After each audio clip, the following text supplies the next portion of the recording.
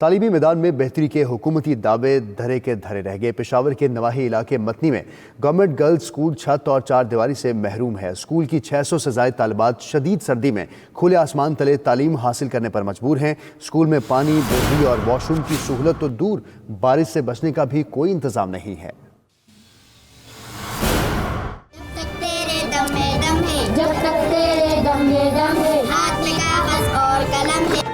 کھلے آسمان تلے ہاتھوں میں کتابیں اٹھائی یہ بچے کہیں دور دراز کے اسکول کے نہیں بلکہ سابق FR پشاور کے علاقے میں واقع government girls higher secondary school سمنخیل کی طالبات ہیں۔ علم کی شمع روشن کرنے کا بیڑا اٹھائے یہ بچیاں سخت سردی کے باوجود خیموں میں پچھلے 5 سال سے پڑھتی آ رہی ہیں۔ پانی، بجلی اور واش روم کی سہولت تو درکنار، بارش سے بچنے کا بھی یہاں کوئی انتظام نہیں۔ نہ پانی ہے، نہ بجلی ہے، نہ کلاس روم ہے، ہم زمین پر بیٹھی ہے۔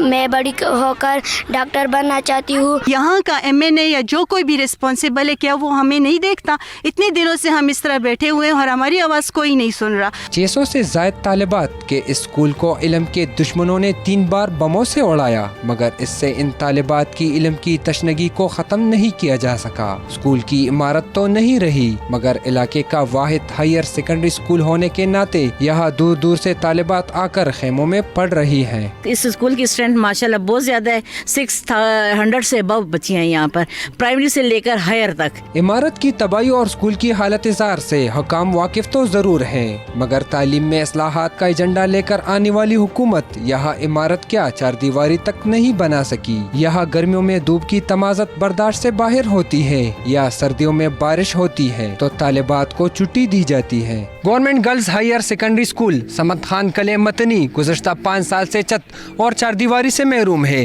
لیکن اس کے باوجود بھی کسی نے اسکول کی حالت بدلنے پر توجہ نہیں دی۔ کیمرہ مین نیاز علی کے ساتھ ذیشان کاکا خیل، 92 نیوز متنی۔